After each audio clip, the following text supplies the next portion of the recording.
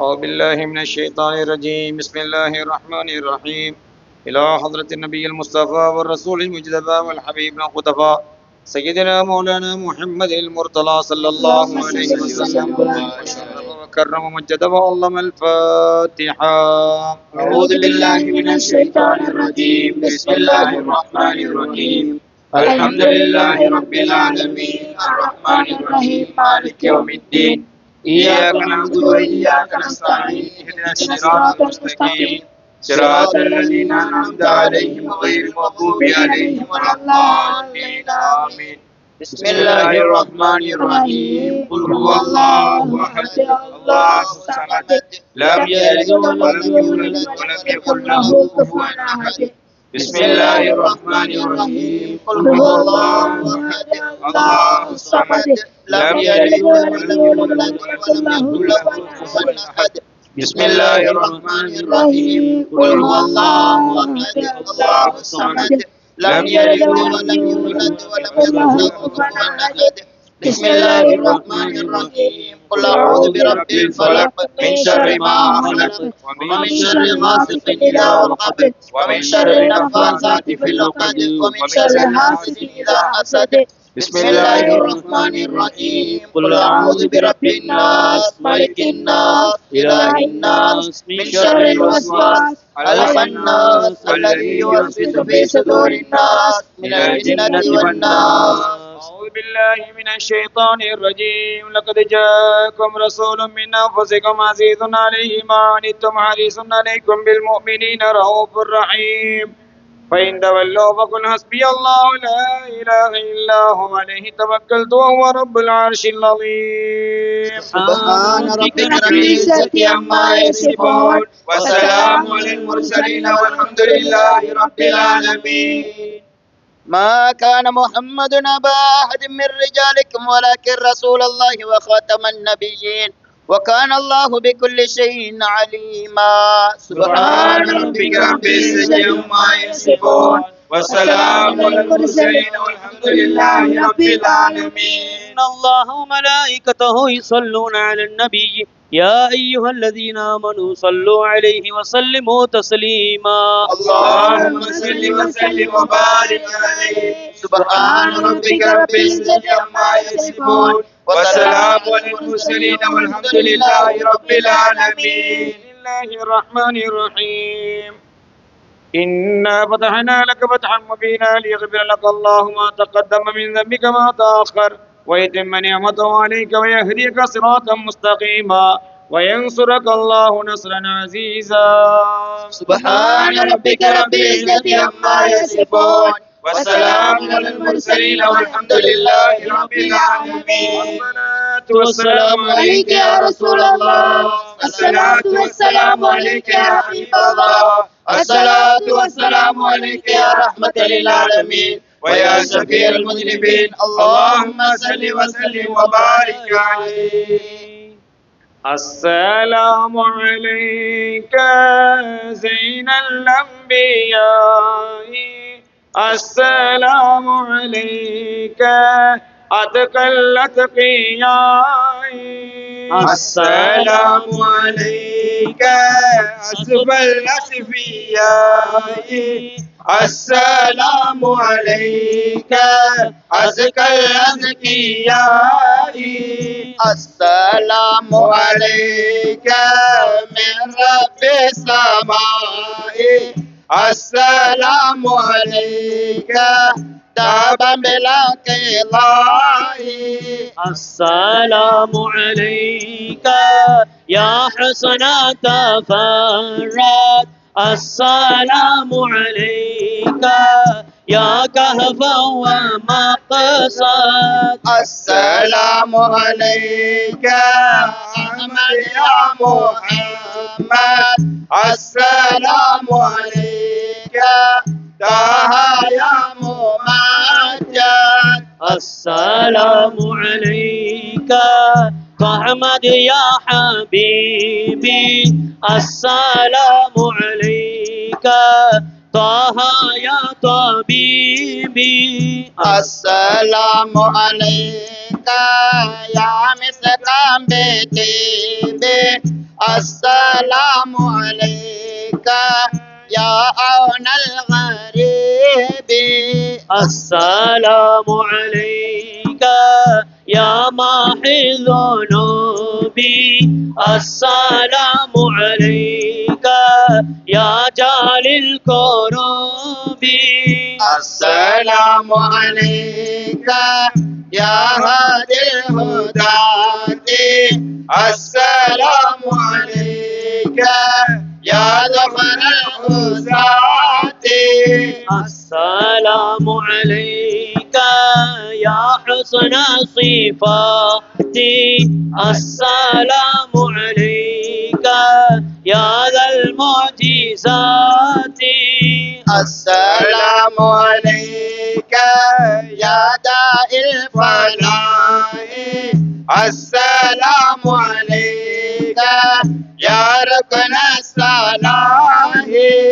السلام عليك يا نور الصباح.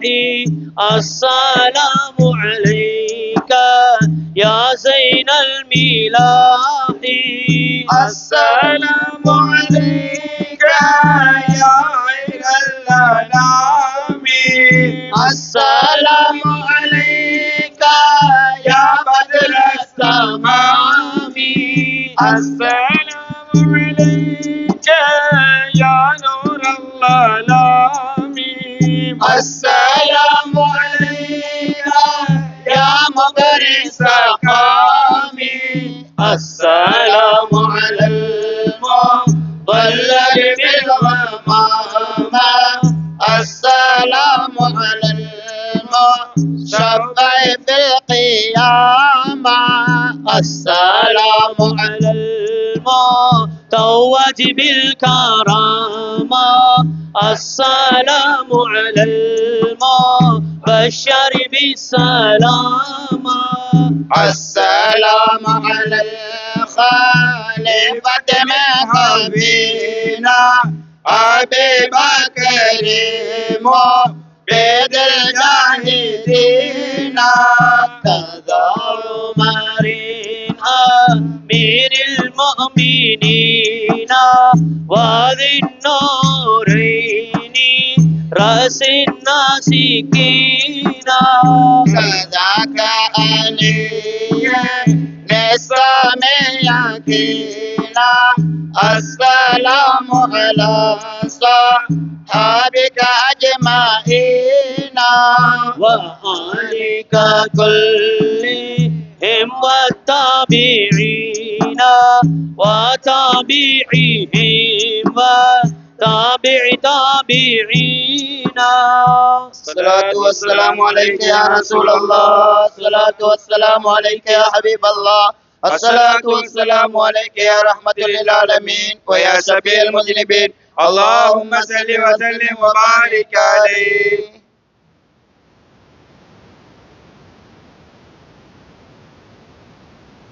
صلاة سلام هما سرمدا على المصطفى ما يلوه النهار. الكون قد لا لنا واستنار بمولد الهادي وطاب القرار. لما بدا لاح منار الهدى لله ما أبهج ذاك المنار. يا نعمة قد عمنا بسرها في ليلة قضاء النهار.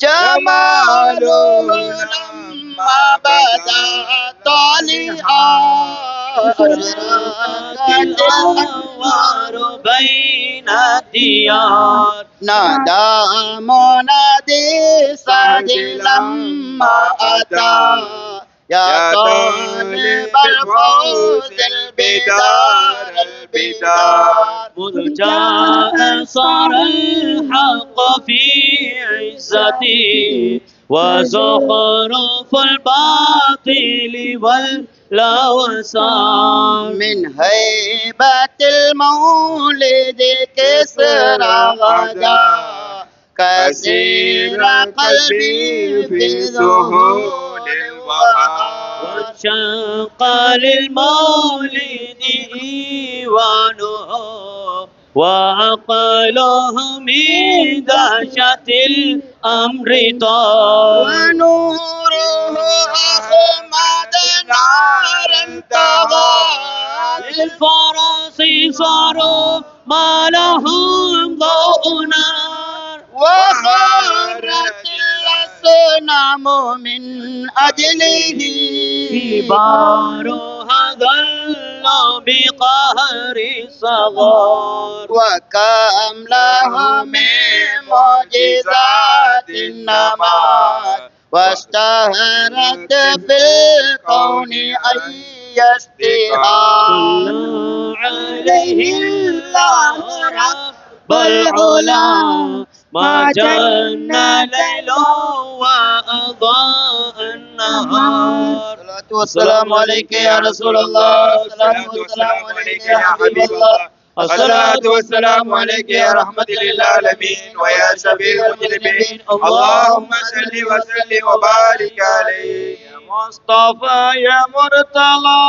يا سندي يا سيدي يا شافعي خذ بيدي أزكى صلاة والسلام سرمدي عليك من رب العباد سامدي صدق ففكتي والندمي أرجو جزيل فضلكم والكرم مستشفعا نزيل هذا الحرم فلاحظون بدوام المدد قد فقد ما خلق بحسن خلقي وأنجد المسكين قبل الغرق وأطفئ بالباس والجحرتي وأبرد باللطف حر الكبد من فت ما لا يزال نادما يا صاد من رنيتم هو خادما فحلمكم والستر عام العالم نعماك منها نعيم الأبد أحبكم لك قليل الغضب ومن هوى نفسي توالت حجبي فروح روحي بكشف الكرب عناية من فضلكم معتمدي أقسمت في نصري بكم عليكم وصيتي إحسانكم إليكم ما لي موهلا به لديكم سوى صريح الفقر والتودد في طيبة الفضاء بمهدي الرشد وفي لوائها زوال نهدي إن كنتم ترجون فضل الأحد فشاهدوا أنواره في أحد تبتغوا وسيلة للمالك صلوا على رسوله المبارك الشافع المقيم مما هالك وآله وصحبه ومن هدي صلى الإله على النبي وآله وكل اقرب الله وإياله وعرسه ومن على منوره وعلى صحابته الكرام سجدي ربنا يا ربنا يا ربنا يا رب صل على النبي محمد. الصلاة والسلام عليك يا رسول الله، الصلاة والسلام عليك يا حبيب الله، الصلاة والسلام عليك يا رحمة للعالمين ويا شفيع المذنبين. اللهم صل وسلم وبارك عليه. كل السرور بدا بشهر المولد، شهر بدا فيه جمال محمد. في ليلة منه أضاء على الورى نور المؤيد بالفخار الأحدي. وضعتها هامئة ولم يشعر بها أحد ليخفى عن عيون الحساد. وأتت ملائكة السماء تزورها وتنال من رايها أشرف مقصدي. جاءوا ببريق وتشتير الصيعان جنباته من لؤلؤ وزبرجد. وصل جلاه وختمه بختم تمت برؤيته نبوة أحمد. من ماء زمزم كان غسل صدوره ولزمزم شرف الجسيم بمسند. ناداهم الرحمن أن توف به بالعرش مع دار النائم الأرغد. ثم عرضوه على الخلائق كلها من كل روحان وكل مجسد. وهو الذي ما كان في الدنيا له توأيها بالسلامة في غدي. صلى الإله ومن يحف بعرشه والطيبون على النبي محمد. السلام عليك يا رسول الله، الصلاة والسلام عليك يا حبيب الله، الصلاة والسلام عليك يا رحمة للعالمين ويا شفيع المذنبين. اللهم صل وسلم وبارك عليه. الحمد لله الذي أعطاني هذا الغلام الطيب الأرداني. قد صاد في المهدي على الغلمان أعيده بالله ذي سلطان حتى أراه بالغ البيان. أعيدها من شر ذي سنآن من حاسد ملطان من العنان. أنت الذي سميت في القرآن أحمد مكتوبا على الجنان.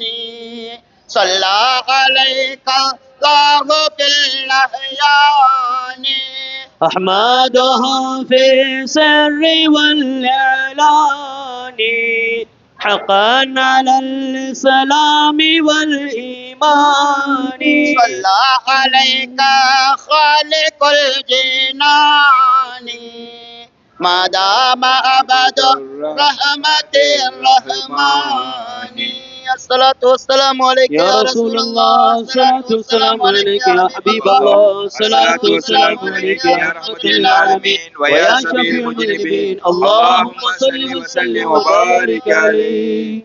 أهدي صلاة مع السلام سرمدي للمصطفى الهادي شفيعي محمد. أحيا ربيع القلب سهر المولد كل الأنام بذكر مولد أحمد. جاءت لمولده الشريف بشائر وخوارق العادات ليلة مولدي. شرف الزمان وأهله شرفا يروح على الزمان ويغتدي وقام ليل الجهل قد حجب الهدى فبدا الصباح بنوره المتوقد فهدى ضلال الحائرين بنوره حتى استبان إناد من لم يهتدي أبدى لنا سبل الرشاد ولم يدع منها سبيلا فهو أكرم مرشدي ومد فينا بهر علم زاخر أذب الذي ذا الورد سهل المورد آياته والمعجزات كثيرة شهدت بصحتها عقول الحسد البدر شق بأمره والشمس إذ غربت له ردت بغير تردد والوحش والأشجار قد سجدت له وعليه قد سلمنا بعد تشهد ومن اليسير سقى وأطعم جيشه حتى اكتفى ويسيره لم يفدي وسرى وقد سرى به سبحانه يقلعن مبتدئا للفرقد وعلى الأفلاك والأملاك فيه مسراه يشهد ثم ما لم تشهد وله مدى أنفاسه مع ربه ما شئت من قرب ولا ذات مشهد وله الوسيلة والفضيلة والأولى ومقامه المحمود يوم الموئد أوصافه ما ينتهي تعدادها فالمدح يقصر عن بلوغ المقصد يا سيد السادات جئتك قاصدا أرجو هماك فلا تخيب مقصدي ما لي سوى حبي لديك وسيلة فامنون علي بفضل جودك أسعدي إني نزيلك والنزيل لديك يا خير الأنام بكل خير يهتدي فعليك منا كل وقت دائما أزكى الصلاة مع السلام سرمدي وعلى صحابتك الكرام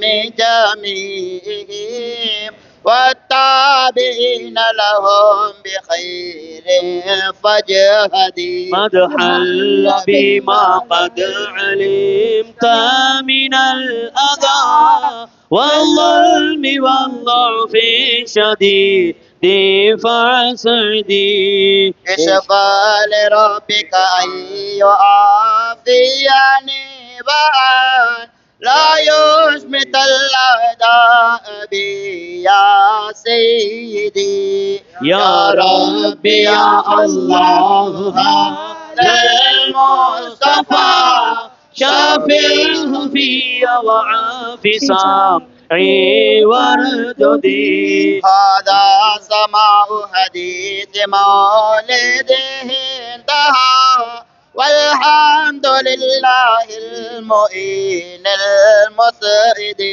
بركاته نرجو بها في هذه دنيا المصالح والشفاعة في غدي. يا ربنا أصلح سرائرنا وسيرتنا بأسرار النبي محمد. يا رب وارحمنا ووفقنا وجود والطب وألهمنا رشاد وسدد واصفح ومن بجامع شمل وغفران لمحمد بن محمد بن محمد. الصلاة والسلام عليك يا رسول الله، الصلاة والسلام عليك يا حبيب الله، الصلاة والسلام عليك يا رحمة للعالمين ويا شفيع المذنبين. اللهم صل وسلم وبارك عليه.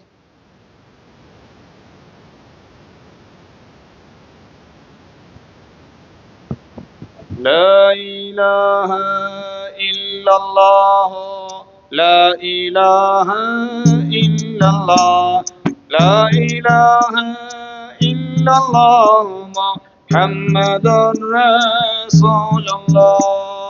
يا نبي سلام عليكم، يا رسول سلام عليكم، يا حبيب سلام عليكم، صلوات الله عليكم.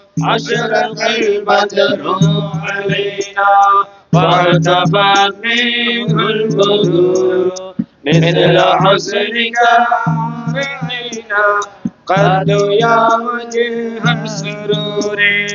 أنت شمس أنت بدر أنت نور فوق نوري، أنت إكسير وغالي، أنت مصباح صدوري. يا حبيبي يا محمد، يا عروس الخائفين، يا مؤيد يا ممجد، يا إمام القبلتين. من رأى وجهك يسعد يا كريم الوالدين، حولك الصافي المبارك بردنا يوم النشور. أنت غفار الخطايا والذنوب المهلكات، أنت ستار المصائب ومقيل الآثارات. يا ولي الحسنات يا رفيع الدرجات، كفر عن الذنوب وعفر عن السيئات.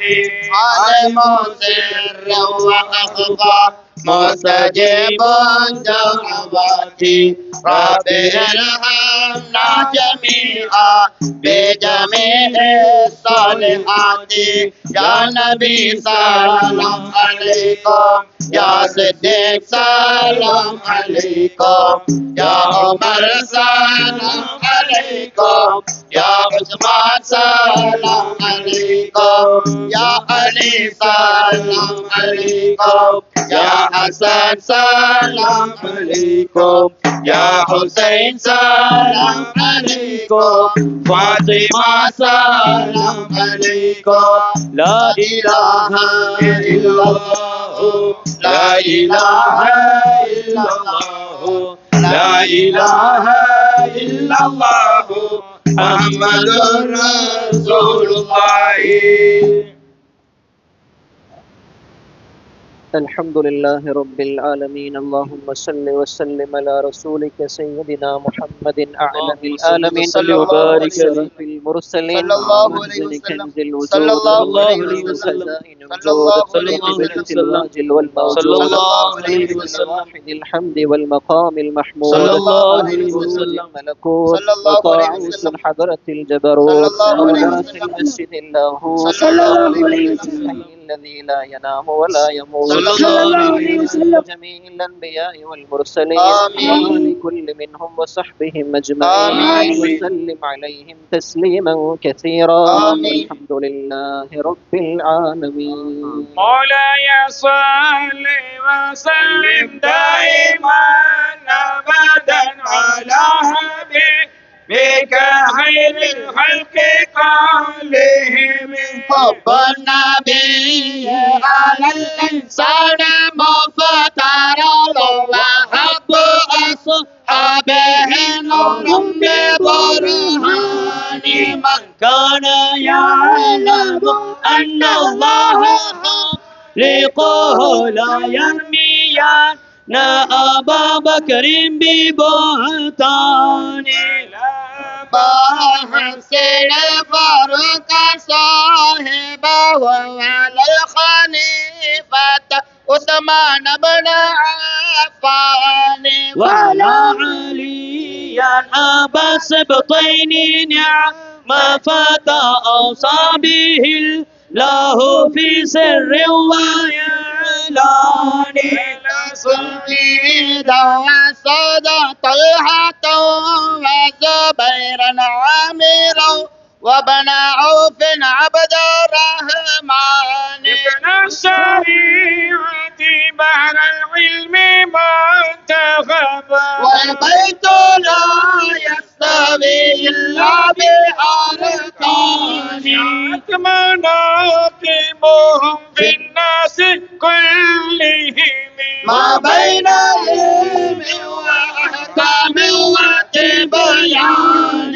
لا يستطيع الأداء منهم ربة ولو أتوا هم بأبطال وشجعان. هم صحابة خير الخلق خاصهم رب العباد بجنات ورضوان. ومن أحبهم قد نال منزلة عند الله وجزاه بإحسان. عليهم من سلام الله أطيبه بدا على مبعوث رحمن محمد وعلى وأصحابه مناته والقطيع رقيع غصاني. يا ربي بالمصطفى بلغ مقاصدنا واسمع لنا ما مضى يا واسع الكرم. يا ربي بالمصطفى بلغ مقاصدنا واسمع لنا ما مضى يا واسع الكرم. يا ربي بالمصطفى بلغ مقاصدنا واسمع لنا ما مضى يا واسع الكرم. مولاي صل وسلم دائما أبدا على حبيبك خير الخلق كلهم. آمين. الحمد لله رب العالمين. اللهم صل وسلم على رسولك سيدنا محمد وعلى آل سيدنا محمد وبارك وسلم عليه. آمين. تم المولد الشريف آمين. مولد المصطفى المجتبى الرؤوف المنيب آمين. صلى الله عليه وآله وصحبه وسلم. آمين. جعلنا الله وإياكم ممن يستوجب شفاعته آمين. ويرتجي به من الله رحمته ورأفته.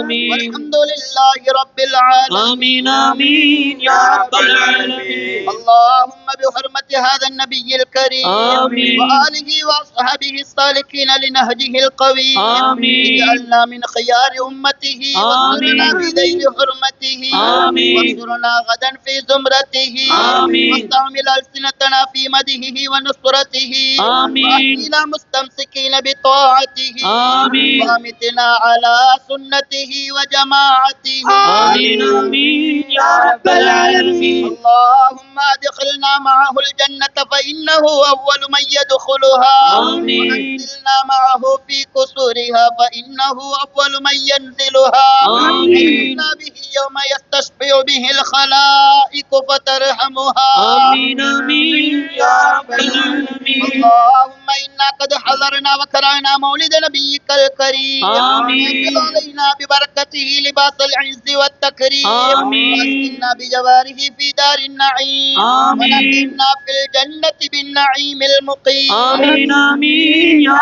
رب العالمين. اللهم إنا نسألك بجاه النبي المصطفى آمين. وآله أهل الصدق والوفاء آمين. أن كن لنا معينا ومسعفا آمين. وتوفينا ببركته من الجنة غرفا آمين. وارزقنا بجاهه عندك قبولا وعزا وشرفا آمين آمين يا رب العالمين. اللهم إنا نتوسل إليك بنبيك المختار آمين. وآله الأطهار آمين. وأصحابه الأخيار آمين. والسادات الأبرار آمين. أن تغفر عنا الذنوب والأوزار آمين. واحرسنا من جميع المخاوف والأخطار آمين. واجمع بيننا وبينه في دار القرار آمين. وتقبل منا ما قدمناه من يسير أعمالنا في الإعلان والإسرار آمين. وارحمنا برحمتك واغفر لنا بمغفرتك إنك أنت العفو الغفار آمين. الرحيم الستار آمين. الكريم الجبار آمين. الواحد القهار آمين آمين يا رب العالمين. إلهي تمم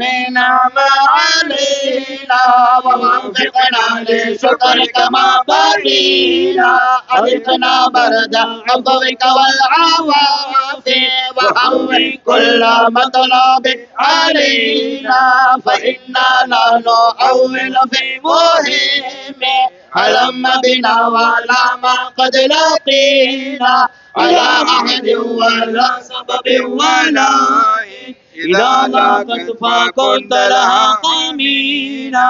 وصل على رسولك كل حين محمد النبي الزكي الأمين وآله ثم أصحابه الكرام وطبعهم وكل الصالحين يا الله يا الله ارحم المؤمنين صلى الله ربنا على نور العالمين أحمد المصطفى بسيد المرسلين وعلى آله وصحبه أجمعين يا الله يا الله ارحم المؤمنين صلى الله ربنا على نور العالمين أحمد المصطفى بسيد المرسلين وعلى آله وصحبه أجمعين يا الله يا الله ارحم المؤمنين صلى الله ربنا على نور العالمين أحمد المصطفى بسيد المرسلين وعلى آله وصحبه أجمعين. صلى الله وسلم على سيدنا محمد وعلى وسلم الحمد لله رب العالمين. صلى الله على محمد صلى الله عليه وسلم صلى الله على محمد صلى الله عليه وسلم صلى الله على محمد يا ربي صل عليه وسلم.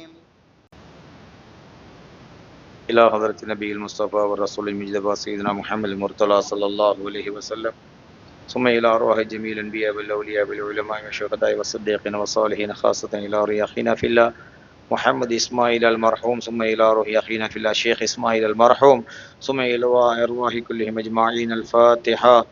أعوذ بالله من الشيطان الرجيم. بسم الله الرحمن الرحيم. الحمد لله رب العالمين الرحمن الرحيم مالك يوم الدين إياك نعبد وإياك نستعين اهدنا الصراط المستقيم صراط الذين أنعمت عليهم غير المغضوب عليهم ولا الضالين آمين. بسم الله الرحمن الرحيم. قل هو الله أحد الله الصمد لم يلد ولم يولد ولم يكن له كفوا أحد. بسم الله الرحمن الرحيم. قل هو الله أحد الله الصمد لم يلد ولم يولد ولم يكن له كفوا أحد. بسم الله الرحمن الرحيم. قل هو الله أحد الله الصمد لم يلد ولم يولد ولم يكن له كفوا أحد.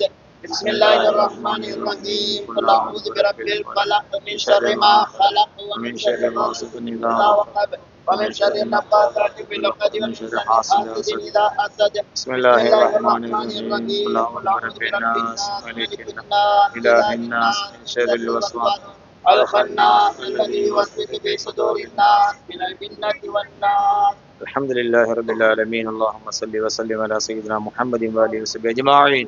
اللهم اغفر لنا ذنوبنا وخطايانا كلها يا رب العالمين. اللهم وصل بلغ مثل ثواب ما قرأناه من كلامك العزيز.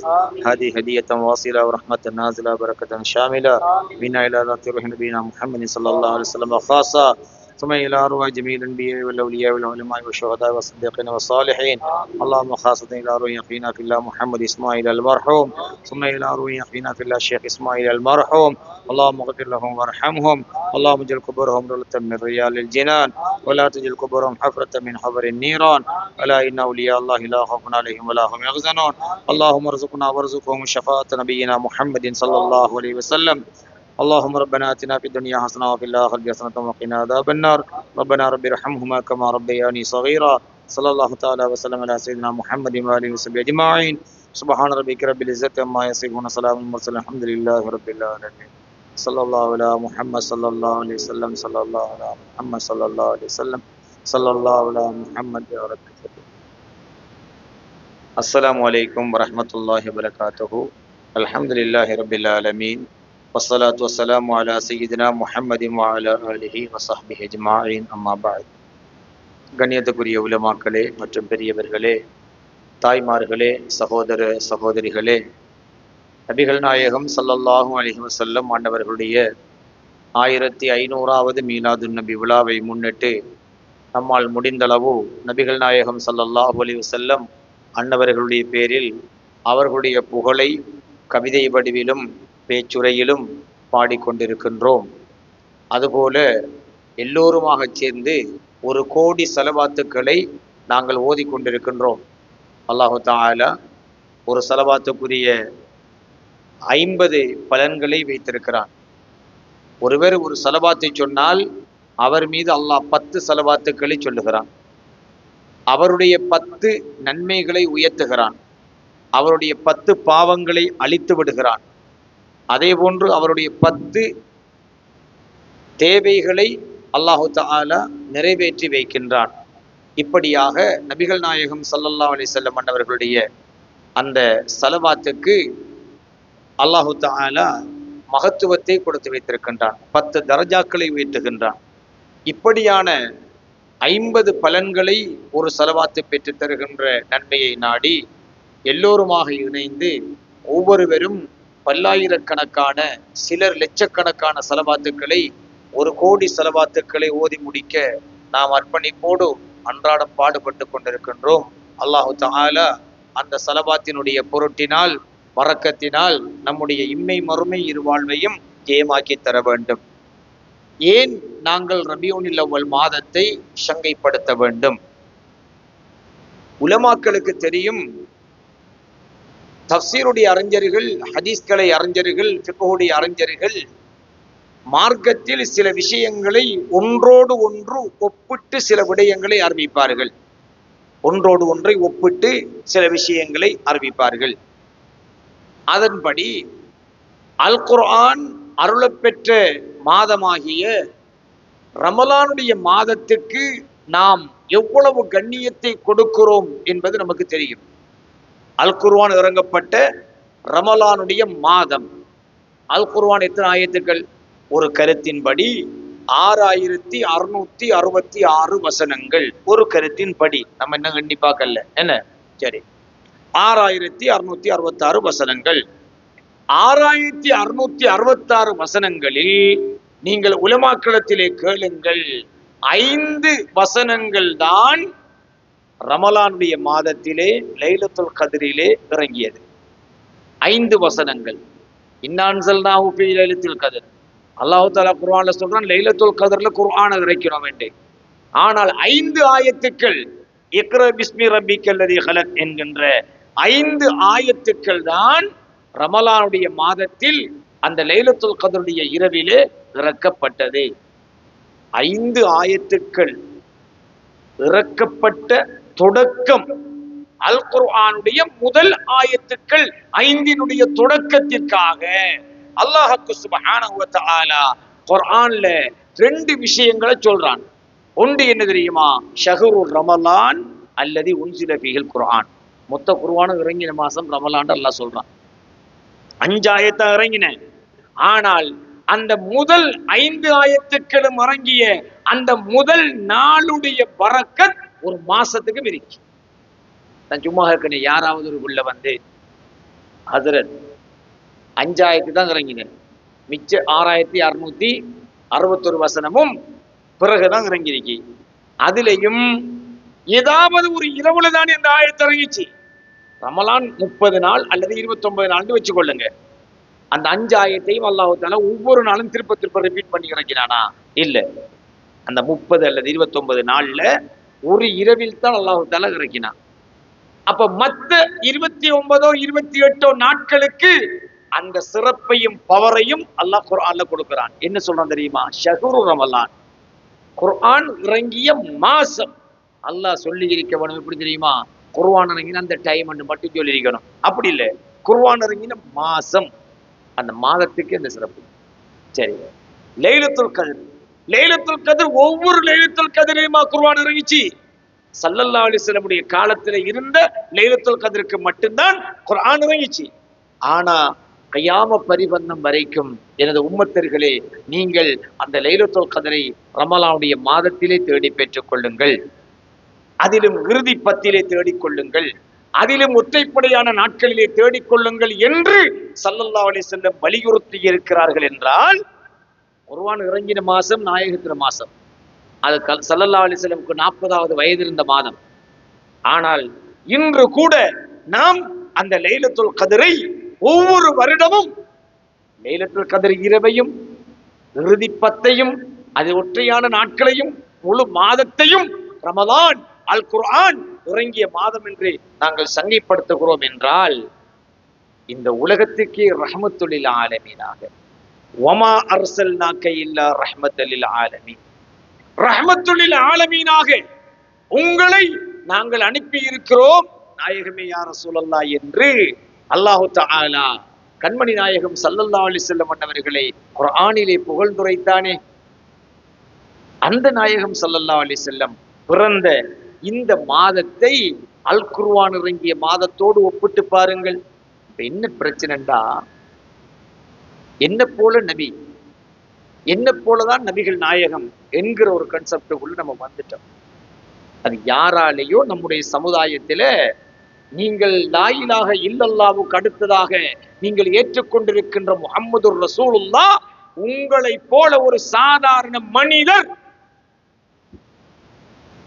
என்ற அந்த தடைப்பு, அந்த சப்ஜெக்ட் நம்ம ஆட்களுக்குள்ள பரப்பப்பட்டாச்சு. அந்த விஷயத்துல பெருமானார் ஸல்லல்லாஹு அலைஹி வஸல்லம் மன்னவர்கள் மீது பொறாமை கொண்டவர்கள் 100% வெற்றியை கண்டார்கள். பரப்பி முடிச்சிட்டாங்க.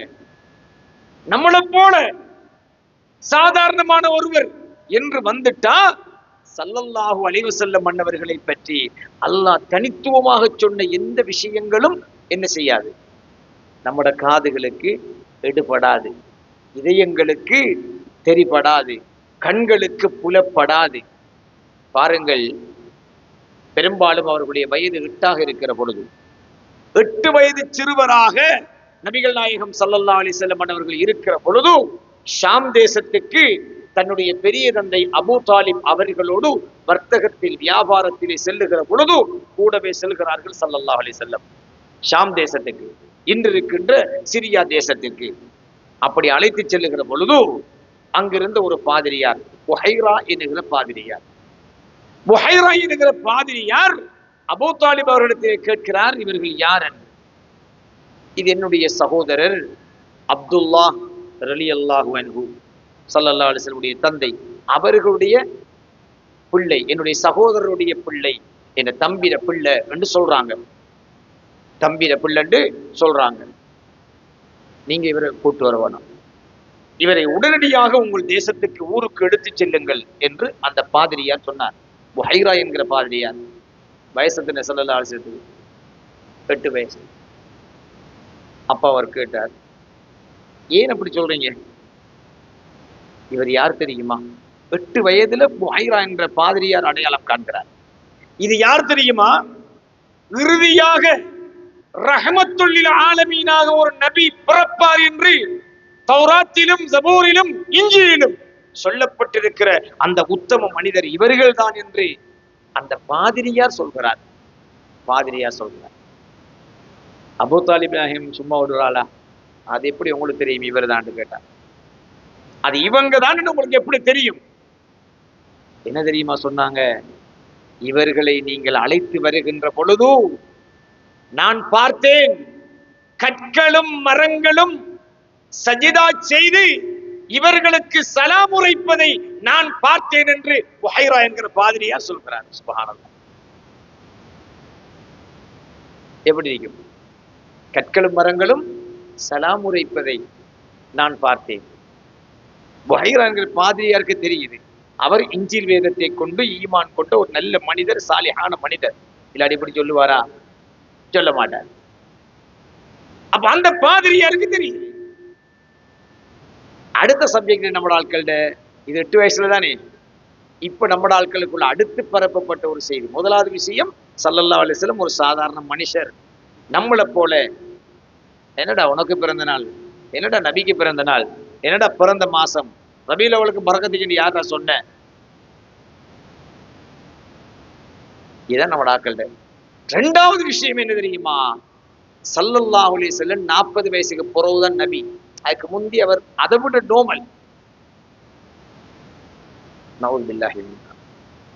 ஸல்லல்லாஹு அலைஹி வஸல்லம் பிறந்த தினத்தில் அல்லாஹ் தஆலா இந்த உலகத்திலே வெளியாக்கிய அற்புதங்களை எத்தனையோ வரலாற்று ஆசிரியர்கள் சொல்கிறார்கள். சுபஹான மௌலிதில் கூட அந்த வரலாறுகளை, சுபஹான மௌலித் என்பது வெறும் புகழ் மாலை மட்டுமல்ல, வரலாறுகள் பொறிக்கப்பட்ட ஒரு மிகப்பெரிய முக்கியமான ஒன்று. ஸல்லல்லாஹு அலைஹி வஸல்லம் பிறந்த தினத்தில் அவர்கள் பிறக்கின்ற வேளையில் ஃபலம்மா கான வக்து லுஹூரிஹி, ஸல்லல்லாஹு அலைஹி வஸல்லம் தாயின் வயிற்றிலிருந்து வெளியாகுகின்ற பிறக்கின்ற அந்த நேரத்தில் இந்த உலகம் ஒளிமயமானது. ஃபபைனமா ஆமினா ஃபீ பைத்திஹா வஹீதா, ஆமினா ரலியல்லாஹு தஆலா அன்ஹா தனிமையாக தன் வீட்டுக்குள் இருக்கிறார்கள். முஸ்தஅனிஸத்தும் பிபரக்கத்திஹி வஹிய ஃபரீதா, பெருமானார் ஸல்லல்லாஹு அலைஹி வஸல்லம் உடைய அந்த பரக்கத்தை கொண்டு அருள் பெற்றவர்களாக தன்னந்தனியாக இருக்கின்ற பொழுது அவர்கள் உணர்கிறார்கள். என்ன தெரியுமா? வகத் அஷ்ரக ஃபீ பைத்திஹன் நூர், ஆமினா நாயகி ரலியல்லாஹு தஆலா அன்ஹுடைய வீட்டுக்குள் பெரியதொரு ஒளி புலம்பு ஒன்று வெளியானது. ஸல்லல்லாஹு அலைஹி வஸல்லம் பிறக்கின்ற பொழுது வஅம்மஹல் ஃபர்ஹு வஸ்ஸுரூர், அந்த பெற்றெடுத்த தாயுடைய உள்ளத்திலே மகிழ்வும் சந்தோஷமும் அவர்களை சூழ்ந்து கொண்டது. வஅக்பலத்தில் மலாயிகத்து வல் ஹூர், மலக்குமார்களும் சுவனத்து ஹூர்லீன்களும் பெருமானார் ஸல்லல்லாஹு அலைஹி வஸல்லம் உடைய தாயார் அவர்கள் தன் பிள்ளையை பெற்றெடுக்கின்ற பொழுது முன் வந்து நின்றார்கள். வஹஃபத் ஹுஜரதஹா அன்பாஉ துயூர், பறவை இனங்கள் ஸல்லல்லாஹு அலைஹி வஸல்லம் பிறக்கின்ற பொழுது அவர்களின் வீட்டை சூழ்ந்து நின்றன. வஹிய தஸ்மஉ லிஸ்திஹாமிஹிம் வஹ்திஃபாலிஹிம் பிகுதூமில் ஹபீபி ஹம்ஸா வகைஃப லா வஸய்யிதுல் ஆலமீன ஃபீ பைத்திஹா ஹம்ஸா. ஸல்லல்லாஹு அலைஹி வஸல்லம் அன்னவர்கள் இந்த உலகத்தின் அருட்கொடை, அல்லாஹ்வை வர்ணித்த அகிலத்துக்கெல்லாம் அருட்கொடை, சர்வ படைப்புகளுக்கும் அருட்கொடை. அல்லாஹ்வுடைய ஆட்சி பீடம் அர்ஷாக இருந்தால் அந்த அர்ஷுக்கும் ரஹ்மத்துல் லில் ஆலமீன் கண்மணி முஹம்மது முஸ்தபா ஸல்லல்லாஹு அலைஹி வஸல்லம் தான். 7 வானங்கள் இருந்தால் அந்த 7 வானங்களுக்கும் ரஹ்மத்துல் லில் ஆலமீன் கண்மணி முஹம்மது முஸ்தபா ஸல்லல்லாஹு அலைஹி வஸல்லம். சித்ரத்துல் முன்தஹா, குர்சி, லௌஹ், கலம் எதுவாக இருக்கட்டும் சர்வதுக்கும் அல்லாஹ்வை தவிர படைப்பு என்ற பட்டியலில் எதுவெல்லாம் இருக்கிறதோ வானவர் ஜிப்ரீலுக்கும் ரஹ்மத் ஸல்லல்லாஹு அலைஹி வஸல்லம் தான், மீகாயிலுக்கும் ரஹ்மத் ஸல்லல்லாஹு அலைஹி வஸல்லம் தான், சகல மலக்குகளுக்கும் ரஹ்மத் ஸல்லல்லாஹு அலைஹி வஸல்லம். ஒற்றை வரியிலே அல்லாஹ் சொன்னான், வமா அர்சல்னாக இல்லா ரஹ்மத்தல் லில் ஆலமீன். அல்லாஹ் இப்படி சொன்ன நாயகத்தை அது ரபியுல் அவ்வலா ஏப்ரலா எங்களுக்கு அது முக்கியம் இல்லை. ஈமான் உள்ள மக்களுக்கு ஸல்லல்லாஹு அலைஹி வஸல்லம் அன்னவர்கள் பிறந்த ஆண்டு பெருமதியான ஆண்டு தான். வரலாற்றில் ஏப்ரல் மாதம் 20ஆம் தேதி தான் ஸல்லல்லாஹு அலைஹி வஸல்லம் பிறந்தார்கள் என்று ஒரு வலுவான செய்தி இருக்கிறது. நிறைய பேர் நிறைய சொல்லுவாங்க. ரபியுல் அவ்வல்லையும் ஸல்லல்லாஹு அலைஹி வஸல்லம் பிறந்தது 2ஆ 9ஆ 12ஆ 17ஆ என்று பல கருத்துக்கள் இருக்குது. அதிகமான அறிஞர்கள் 12 என்று சொல்றாங்க. நம்மளுக்கு தேதியா முக்கியம். இந்த மாசம் லைலத்துல் கத்ரையே தேடி பிடிங்கன்னு அல்லாஹ் சொல்லிட்டான். நாம விட்டுட்டா போயிட்டோம். லைலத்துல் கத்ர கடைசி 10 ஒற்றைப்படையா நாட்கள்ல பாருங்கன்னு ஸல்லல்லாஹு அலைஹி வஸல்லம் சொன்னாங்களா இல்லையா? தலைப்புறையிலிருந்து தராவி தொழுது, தலைப்புறையிலிருந்து நோம்பு பிடிச்சி மாசத்தை கௌரவிக்கிறோமா இல்லையா? மாசம் முழுசையும் கௌரவிக்கிறவனுக்கு அந்த லைலத்துல் கத்ர் மிஸ் ஆகுமா? மொத்தம் ஒவ்வொரு நாளும் தராவீஹ், குர்ஆன், சதகா, நோன்பு எல்லா கடமை, இத்திகாஃப், இஸ்லாத்துல சொல்லப்பட்ட சகல கடமையும் ரமலானுக்கு செய்யலாம். எப்படி லைலத்துல் கத்ர் உனக்கு மிஸ் ஆகுது? சரி, ஸல்லல்லாஹு அலைஹி வஸல்லம் 2ல பிறக்கட்டும், இல்ல 7ல பிறக்கட்டும், 9ல பிறக்கட்டும், 12ல பிறக்கட்டும், இந்த மாசத்துல எப்பண்டான பிறக்கட்டும், அறிஞர்களுக்குள்ள எத்தனையாம் பிறையில் பெருமானார் ஸல்லல்லாஹு அலைஹி வஸல்லம் பிறந்தார்கள் என்பது கருத்து வித்தியாசம் உண்டே தவிர ரபியுல் அவ்வல் மாசத்தில் பிறந்தார்கள் என்பதில் யாருக்கும் கருத்து வேறுபாடு. அதிலும் பிறை 12 என்பதில் அதிகமான அறிஞர்கள் தீர்மானமாக இருக்கிறாங்க. எனவே இந்த மாசத்தை நாம கௌரவிக்கிறோம். அல் குர்ஆன் இறங்கிய மாதத்தை அல்லாஹ் கௌரவிக்க சொன்னது போல ஸல்லல்லாஹு அலைஹி வஸல்லம் அன்னவர்கள் பிறந்த இந்த மாதத்தை இதுக்காக அல்லாஹ் தஆலாக்கு பிறந்த நாள் கொண்டாடின அர்த்தமா இல்லை. ஸல்லல்லாஹு அலைஹி வஸல்லம் மீலாது அல்லாஹ்க்கு மீலாது இல்லை. ஷிர்க் எப்படா வரும்? ஷிர்க் எப்ப வரும்? அல்லாஹ்க்கு இருக்கிற ஒன்று ஸல்லல்லாஹு அலைஹி வஸல்லம் இருக்குன்னு சொன்னா தானே அது ஷிர்க் வரும். அல்லாஹ் தஆலாக்கு மீலாது இல்லை. ஆதாரம் அல் குர்ஆன். குல் ஹுவல்லாஹு அஹதுடைய ஆயத்து என்ன? லம் யலிது வலம் யூலத். அல்லாஹ்க்கு மீலாது இல்லை. One word. அவன் யாராலும் பிறவும் இல்லை, யாரையும் பெற்றெடுக்கவும் இல்லை. அவன் மீலாது இல்லை. அல்லாஹ்க்கு மீலாது இல்லை. மீலாது ஆயத்துக்கு பிறந்த மாசத்தை, பிறந்த நாளை கௌரவிக்கிறதுனால நாம் அவங்களோட புகழை பாடி 1 கோடி சலவாத்தை ஓதி அவங்களோட பேர்ல தான தர்மங்களை கொடுத்து சந்தோஷப்படுறதால எந்த பிரச்சனையும் இல்லை. எந்த பிரச்சனையும் இல்லை. அப்படி அல்ல நரகத்தை போடுறான். அப்படி இல்லை. இருக்கிறாக்கள் நரகத்தை கூட இடம் காணாம். இந்த உலகத்துல சுமார் 700 கோடி மக்கள் இருக்கிறாங்கன்னு சொன்னா இஸ்லாத்துக்கு சம்பந்தமே இல்லாம இருக்கிறவன் தான் 600 கோடி விரைவான். அல்ல, நான் நினைக்கிறேன் 500 கோடி பேர் இஸ்லாத்தை ஏற்றுக்கொள்ளல. மேக்சிமம் இப்ப வாழ்ற 700 கோடியில வெறும் 2 கோடி மக்கள், 700 கோடி 200 கோடி மக்கள் தான் என்ன முஸ்லீம்களாக இருக்கலாம் சுமார். அந்த 200 கோடிக்குள்ள 73 ஜமாத். அதுக்குள்ள ஒரு ஜமாத்தும் இல்லாம குடிகாரன் வேற, கொலகாரன் வேற, இம்பட்டு பேருக்கு நரகம் காணா. அதுக்குள்ளுக்கு சும்மா ஒரு முஸ்லிமே நீ மௌலூத் ஓதிட்டாய் நீ நரகவாதி, நீ சாப்பாடு கொடுத்துட்டாய் நீ நரகவாதி, நீ நாயகத்துல பிறந்த நாளை கௌரவிச்சுட்டாய் நரகவாதி. கடைசியா நரகம் கிட்டத்தட்ட ஒரு குறிச்சி மாதிரி தான் வரும். இந்த சொர்க்கம் எல்லாருக்கும் தேவை என்னன்னா நம்ம மட்டும் சொர்க்கவாதி, மற்ற நரகவாதி. அது தேவையில்ல விஷயம். எனவே அல்லாஹ் ரசூல் அங்கீகரிச்ச இஸ்லாம் தடுக்காது. நம்மட கான்செப்ட் 2 தான். ஒன்று அல்லாஹ் ரசூல் அங்கீகரிச்ச விஷயமா இருக்கணும். 2வது என்ன இருக்கணும்? அல்லாஹ் ரசூலும் தடுக்காத விஷயமா இருக்கணும். அவ்வளவுதான். அல்லாஹ்வும் ரசூலும் அங்கீகரிச்சுட்டா அது கட்டாயம் செஞ்சு ஆகணும். உண்ட பிளண்டு சொல்ல முன்னாடி அது அல்லாஹ்வும் ரசூலும் தடுத்த விஷயமா என்கிறத நம்ம என்ன செய்யணும்? கவனிக்கணும். சும்மா ஏதாவது ஒரு வசனத்தை பிடிச்சி இது ஹராம், அது ஷிர்க்கு, இது பிதா என்று சொல்றதுனால ஒரு முஸ்லிமை பார்த்து அவன் காபீர், ஒரு நரகவாதி என்று சொல்றதுனால நம்மளுக்கு இருக்கிற நன்மை என்ன? எனவே அன்புக்குரியவர்களே, இந்த மீலாத் என்பது ஸல்லல்லாஹு அலைஹி வஸல்லம் அவர்கள் பிறந்த இந்த மாதம் என்பது நாம் கௌரவிக்க வேண்டிய மாதம். அல்லாஹு தஆலா இந்த பொருள் ரஹ்மத் என்று குர்ஆன்ல என்னென்ன சொன்னீங்கன்னு நீங்க லிஸ்ட்டை கொண்டு வாங்க. இங்க எத்தனை உலமாக்கள், இந்த உலகத்தில் இருக்கிற அரபு நாட்டு உலமாக்கள் அறிக்கட்டும், தமிழ்நாட்டு உலமாக்கள் அறிக்கட்டும், சிங்கள இல்லாட்டி இன்னும் பாஷை உருது மலையாளமா இருக்கட்டும், குர்ஆன்ல அல்லாஹு தஆலா ரஹ்மத் அல்லாஹ் சுட்டி காட்டிய லிஸ்ட கொண்டு வாங்க. இப்ப குர்ஆன ரஹ்மத் சொல்லியிருப்பான், மலைய ரஹ்மத் சொல்லியிருப்பான், ஸல்லல்லாஹு அலைஹி வஸல்லம் ரஹ்மத் சொல்லியிருப்பான். அப்படி ஒரு லிஸ்ட் இருக்குமே குர்ஆன்ல. சரி, ஹதீஸ்ல இருக்குமே, அதையும் கொண்டு வாங்க. எல்லாத்தையும் கொண்டு வாங்க. எங்கேயாவது அல்லாஹ் தஆலா சர்வ உலகத்துக்கும் ரஹ்மத் நபிகள் நாயகத்தை தவிர வேற எதையாவது உண்டு சொல்லி இருந்தால் கொண்டு வாருங்கள். இந்த மௌலுது மீலாது எல்லாத்தையும் நித்தாட்டும். நாயகத்தை மிகைத்த அல்லது நாயகத்துக்கு சம நிகரான ஒரு ரஹ்மத்தை இந்த உலகத்தில் யாருமே காட்ட முடியாது. காட்ட முடியுமா? காட்ட முடியாது. ஏலா சும்மா மடத்தனமான விவாதங்கள் தேவையில்லை. இஸ்லாம் காட்ட முடியாது. இது மௌலுது கிதாப், அல் குர்ஆன் சர்வ உலகத்தவர்களுக்கும் சர்வ படைப்புகளுக்கும் ரஹ்மத் ஸல்லல்லாஹு அலைஹி வஸல்லம். இதுக்காக ஒன்றும் இல்லை இல்லையா? சரியா? அதே அல்லாஹ் குர்ஆன்ல என்ன தெரியுமா சொல்றான்? குல், நாயகமே யா ரசூலல்லாஹ், நீங்கள் கூறுங்கள், பி ஃபضலில்லாஹி வ பி ரஹ்மத்திஹி வ பிதாலிக ஃபல்யஃப்ரஹு ஹுவ கைரும் மிம்மா யஜ்மஊன். ஹாஃபில்கள்ட்ட கேளுங்க, இல்லையா நம்பரை சொல்றேன் பாருங்க.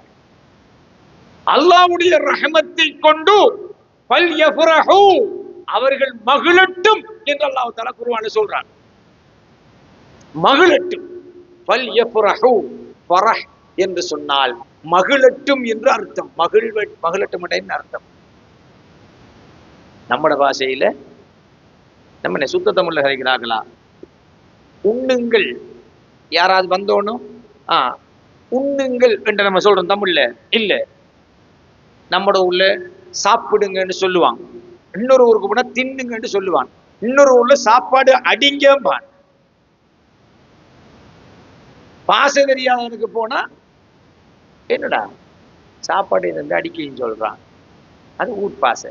அது மாதிரி நம்ம தமிழ் பேசக்கூடிய பிராந்திய மக்கள்கிட்ட மகிழுங்கள் என்ற வார்த்தை, கொண்டாடுங்கள் என்ற வார்த்தையில அது புழக்கத்தில் இருக்குது. கொண்டாடு. அல்லாஹ் தஆலா மகிழுங்கள் என்று சொல்லாம தமிழ்ல பிரக்கெட் அடிச்சு கொண்டாடுங்கண்டா சொல்றேன். ஃபபிதாலிக ஃபல்யஃப்ரஹு, அல்லாஹ்வுடைய ரஹமத்தை கொண்டு ஃபல்யஃப்ரஹு, ஈமான் உள்ள மக்கள் மகிழட்டும் என்று அல்லாஹ் சொல்லியிருக்கானண்டா. கொண்டாடட்டும் என்று நம்மட பாசை. இல்ல கொண்டாடட்டும் இல்ல மகிழட்டும். மகிழ்றண்டா எப்படி தம்பி? மொளகானங்காட்சியா குடிக்கிற இல்லையே? அப்படி இல்லை. எங்க இருந்து அவன் யாருக்கும் அல்ல. நம்ம ஒரு தெளிவு இருக்கணும். அதான் நான் பெஸ்ட்டுக்கு சொல்றேன். அல்லாஹ் ரஹமத் சொன்ன லிஸ்ட கொண்டு வாங்க. அல்லாஹ் தஆலா மலைய ரஹமத்துங்கிறானா, குர்ஆன் ரஹமத்துங்கிறானா, ஸல்லல்லாஹு அலைஹி வஸல்லம் ரஹமத்துங்கிறானா? சரி, ஹதீஸ்ல என்ன லிஸ்ட் இருக்குதா? என்னவெல்லாம் ரஹமத்ன்றீங்கோ அம்பட் லிஸ்டையும் கொண்டு வாங்க. அம்பட்டுல ஹை குவாலிட்டி இது. நம்பர் 1 எது? வமா ரஸல்னாக இல்ல ரஹமத்தல் லில் ஆலமீன். அது அதோட மட்டுமல்ல நித்தாட்டல்ல. அல்லாஹ் இன்னொரு ஆயத்துல சூரத்து தௌபாவுல என்ன சொல்லுவான்? பில் முஃமினீன ரഊஃபுர் ரஹீம். மூமின்களுக்கு ரஹீமாக அந்த நாயகம் ஸல்லல்லாஹு அலைஹி வஸல்லம் வந்திருக்கிறார்கள். ரஹீம் என்று சொல்ற யார தெரியுமா? அல்லாஹ். பிஸ்மில்லாஹிர் ரஹ்மானிர் ரஹீம். யாரு? பிஸ்மில்லா. அல்லாஹ். அல்லாஹ் ரஹ்மான் அவன் தான், ரஹீம் அவன். அந்த ரஹீம் என்கிற வார்த்தையை அல்லாஹ் தஆலா குர்ஆன்ல என்ன சொல்லுவான்? பில் முஃமினீன ரഊஃபுர் ரஹீம். ரஹீம் ரஹீம். இந்த ரசூலுல்லாஹி ஸல்லல்லாஹு அலைஹி வஸல்லம் அவர்கள் எப்படி வந்திருக்காங்க தெரியுமா உங்களுக்கு? ஹாஃபிஸ்ல கேளுங்க. லகத் ஜாஅக்கும் ரசூலுன், உங்களுக்கு ஒரு ரசூல் தூதர் வந்திருக்கிறார்கள்.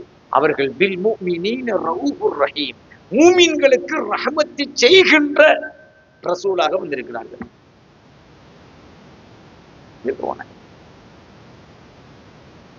மூமின்களுக்கு ரஹமத்தை செய்கின்ற ரசூலாக வந்திருக்கிறார்கள். அப்ப குர்ஆனில் 4 வேதத்தை, தௌராத்தையும் ஜபூரையும் இஞ்சிலையும் சேர்த்து நீங்க உரல்ல போட்டு இடிச்செடுத்தாலும் நாயகத்தை மிஞ்சின ஒரு ரஹமத் யாருமே இல்லை. நாயகத்தை மிஞ்சின ஒரு ரஹ்மத் எதுவுமே இல்லை. அதுக்கு ஈக்குவலாக சமனாக கூட ஒரு ரஹ்மத் கிடையவே கிடையாது. சர்வ ரஹ்மத்துக்களிலும் மிகைத்த சர்வ லோகத்துக்குமான ரஹ்மத் ஸல்லல்லாஹு அலைஹி வஸல்லம். அப்ப அல்லாஹ் குர்ஆன்ல தெளிவா சொன்னான், குல் பி ஃபضலில்லாஹி வ பி ரஹ்மத்திஹி ஃபபிதாலிக ஃபல்யஃப்ரஹு. அந்த ரஹ்மத்தை கொண்டு மூமின்கள் மகிழ்ச்சி அடையட்டும், மகிழட்டும், கொண்டாடட்டும் என்று அல்லாஹ் சொல்லிக்கான். இந்த நாயகத்தை கொண்டாடாம வேற எதை கொண்டாடுறாங்க? எதை கொண்டாடுற? கொண்டாட சொல்லி அல்லாஹ் குர்ஆனில் சொல்லி இருக்கான். என்னை பார்த்தபடி கொண்டாடுங்கல்ல, மகிழுங்க என்று அதை மழுப்புறேன். அந்த கொண்டாடுறா வேறு, மகிழ்றா வேறு. சரி, மகிழுங்க. எப்படி மகிழ? எப்படி மகிழ? தாடி வச்சு மகிழட்டாம், என்கிட்ட இருக்கி. தலப்பா கட்டி மகிழட்டாம், டசின் கணக்கில் இருக்கி. தொழுது நோம்பு பிடிச்சி அதான வளமையை செய்யறோம். இதையெல்லாம் செஞ்சாதானே முஸ்லீம். தொலாட்டி என்ன முஸ்லீம்? தொழுக நோம்பு சக்காத்து ஹஜ்ஜி தாடி சுன்னத்து நாயம் சல்லாசவங்களோட வாழ்க்கையுடைய வழிமுறை அவ்வளவையும் அப்பால் முன்பட்டையும் பேணக்கூடிய ஒருவன் பெருமானாரை கொண்டு மகிழ வேண்டும் என்றால் அவன் அவன் சந்தோஷத்துக்கு சோட்ட சிக்கரையாக்கி பிஸ்கெட்டு ஜாமானை வாங்கி நார்சாக்களை வாங்கி ஏதாவது சதக்காக்களை நாயகத்தில் நினைப்பு வந்தா கொடுப்பான். நாயகத்திர பேர்ல செலவாத்தை அள்ளி உளுந்து ஓதுவான், கவிதை பாடுவான். எவ்வளோ ஒரு தீய விரும்பினவனே என்னையோ பாட்டு படிச்சுக்கிட்டு கடற்கரை ஓரத்துல உலாதி தெரிகிற காலத்துல நம்மளோட உயிருக்குயிரான நாயகம் ஸல்லல்லாஹு அலைஹி வஸல்லம் அவங்கள் மீது அன்புக்காக நாம் அந்த காரியங்களை அல்லாஹ் ஃபல்யஃப்ரஹு மகிழட்டும் என்று அல்லாஹ் சொல்லி இருக்கிறான். சுன்னாவை பேண்டுறதுங்கிறது உண்மை, அவன் தான் முஸ்லீம், அதுல மாற்று கருத்து இல்லை. மேலதிகமாக நஃபிலான விஷயங்களாக பெருமானாருடைய சந்தோஷங்களை நாங்கள் அனுபவிக்க வேண்டும். அது மட்டுமல்ல, அல்லாஹ் குர்ஆனிலே சொல்லுவான், ஹுவ கைரும் மிம்மா யஜ்மஊன். இந்த உலகத்தில் நீங்கள் சேர்த்து வைத்திருக்கின்ற அத்தனையை விட அதுதான் சிறந்தது என்றும் இந்த ஆயத்திலே அல்லாஹ் தஆலா பின்னுக்கு சொல்லுவான். இங்க உலமாக்கள்கிட்ட கேட்டு பாருங்க, வேணும்னா அந்த ரஹ்மத் இல்லை வேறு ரஹ்மத் என்று ஒரு விளக்கம் சொல்லுவாங்க, அவ்வளவுதான். அதுக்கு மேல பேசியலாம். இப்ப நாம கேட்கிறோம், இந்த நாயகத்தை மிஞ்சின ரஹ்மத்தா நீங்க கொண்டு வர ரஹ்மத்? சரி, குர்ஆனை கொண்டு மகிழட்டும் என்று சொல்லுவோமே, எப்படி மகிழ்ற குர்ஆனை கொண்டு சொல்லுங்க பாப்போம். குர்ஆன்ல தள்ள வச்சுக்கிட்டு ரோட்டு வழியை உலாத்துறதா? இல்ல குர்ஆனுக்கு பெல்ட் அடிச்சு கழுத்துல குளிக்கு தெரியுதா? அது நாயகத்தை கொண்டு மகிழ செல்லல, குர்ஆனை கொண்டு மகிழுங்கள் அப்படின்னா எப்படி? சரி, இஸ்லாத்தை கொண்டு மகிழுங்கள் அப்படின்னா என்ன? இது ஸ்டிக்கர் அடிச்சு ஒட்டுறா? எல்லாத்தையும் கொண்டாடுங்க. குர்ஆனுக்குரிய கௌரவத்துல கொண்டாடுங்க. இஸ்லாத்தை இஸ்லாமிய முறைப்படி கொண்டாடுங்க. ஸல்லல்லாஹு அலைஹி வஸல்லம் அவங்களுடைய கொண்டாட்டம் என்கிறது முஹப்பத்துன் நபி, அவர்கள் மீதான அன்பு. அன்பினுடைய வெளிப்பாட்டில் ஒருவன் இஸ்லாமிய வரம்புக்குள் செய்கின்ற அத்தனையும் அல்லாஹ் அங்கீகரித்த கொண்டாட்டங்கள் தான். நான் என் உயிருக்குயிரான, என் உயிரிலும் மேலான நாயகம் ஸல்லல்லாஹு அலைஹி வஸல்லம் அவர்கள் மீது நான் அன்பு வைக்கிறேன். அந்த அன்பின் வெளிப்பாடாக நான் 4 பேருக்கு சோறாக்கி கொடுக்க போறேன், சிலாக்களுக்கு காசு கொடுக்க போறேன். என் வீட்டில் நாயகம் ஸல்லல்லாஹு அலைஹி வஸல்லம் அவர்களுடைய அந்த அருளுக்காக, அவர்களுடைய துஆ பரக்கத்துக்காக தான தர்மங்களை செய்ய போறேன். இந்த பிள்ளைகளுக்கு நான் ஸலவாத்துக்களை கற்றுக் கொடுக்க போறேன் என்று சொன்னா என் தலைவர். எனவே எல்லாம் அல்லாஹு தஆலா உண்மைக்குண்மையாக ரபியுல் அவ்வலை நாம் ஏன் கௌரவிக்கிறோம்? இதுதான் காரணம். அல்லாஹ் மகிழச் சொல்லி இருக்கிறான், கொண்டாட சொல்லி இருக்கிறான். இதர வணக்கங்கள், பர்லுகள், சுன்னத்துக்களை பேணுவதோடு இப்படியான நல்ல காரியங்கள் அந்த சஹாபாக்கள் செஞ்சாங்க. சஹாபாக்கள் கவிதை பாடினாங்க. சஹாபாக்கள் ஸல்லல்லாஹு அலைஹி வஸல்லம் வியர்வைகளை வலித்து ஒரு கீசாவிலே அடைத்து நறுமணமாக பூசினார்கள். ஜாஹிலியத்தனம், மடத்தனம், ஒரு மனுஷன் வேர்வையை அத்தனை பாவிக்கலாமா என்று ஒரு நாளில் ஸல்லல்லாஹு அலைஹி வஸல்லம் கேட்டாங்களா? இல்ல. அவர்கள் உது செய்த தண்ணீரை நிலத்திலே சிந்த விடாமல் கரம் கொடுத்து சஹாபாக்கள் தாங்கினார்கள், தங்கள் முகத்திலும் உடலிலும் பூசிக்கொண்டார்கள். ஒரு நாளையில ஸல்லல்லாஹு அலைஹி வஸல்லம் மட சஹாபி என்று கேட்டிருக்காங்களா? மட சஹாபி என்ன தண்ணி இல்லாம இந்த தண்ணி இதை பிடிச்சிக்கிட்டீங்க ரெண்டு ஒரு நாள் கேட்டிக்கிறாங்களா? இல்ல. ஸல்லல்லாஹு அலைஹி வஸல்லம் அவங்களுக்கு கொடுத்த சாபாக்கள் கொடுத்த கௌரவத்தை பார்த்தோம்னு சொன்னா அந்த காலத்துல நாம பிறக்கல, துர்பாக்கியம். எனவே நம்மளால் முடிந்த நன்மைகளை செய்து இஸ்லாமிய வரம்போடு வாழ்ந்து அல்லாஹ்வும் ரசூலும் அங்கீகரித்தவைகளையும் செய்வதோடு அல்லாஹ் ரசூல் தடுத்தவைகளை தவிர்த்தும் நாங்கள் இந்த காரியங்களை செய்ய வேண்டும். எல்லாம் வல்ல அல்லாஹ் தஆலா நம் அனைவருக்கு நல்லது புரிவானாக. ஆமீன் யா ரப்பல் ஆலமீன். வாஹிர் தவானா அல்ஹம்துலில்லாஹி ரப்பில் ஆலமீன். வஸ்ஸலாமு அலைக்கும் வரஹ்மத்துல்லாஹி வபரகாத்துஹு.